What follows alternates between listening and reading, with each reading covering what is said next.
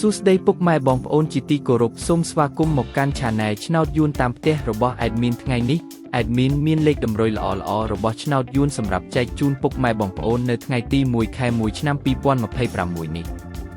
ដូចនេះ Admin មិនចង់ឲ្យចំណាយពេលវេលារបស់ពុកម៉ែបងប្អូនយូរតោះយើងមកតាមដានលេខតម្រុយរបស់យើងទាំងអស់គ្នាសម្រាប់លេខតម្រុយ2លេខមានលេខ96លេខ37សម្រាប់លេខតម្រុយ3លេខមាន546គុណនិង813គុណសម្រាប់លេខតម្រុយអូស2លេខមានលេខតម្រុយទី1រអូស90និងលេខតម្រុយចុងក្រោយអូស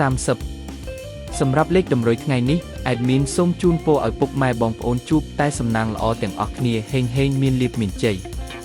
ជាចុងក្រោយសូមកុំភ្លេចជួយចុច Subscribe និង Comment ហើយដាក់សញ្ញារូបកណ្ដឹងដើម្បីជួយផ្ដល់កម្លាំងចិត្តមកកាន់ Admin ជាពិសេសងាយស្រួលតាមដានវីដេអូថ្មីនិងលេខតម្រុយល្អៗជាប្រចាំថ្ងៃជាមួយ Admin សូមគោរពលាពុកម៉ែបងប្អូនពីខ្ញុំបាទឆ្នោតយួនតាមផ្ទះសំណាងល្អទាំងអស់គ្នាសូមអរគុណ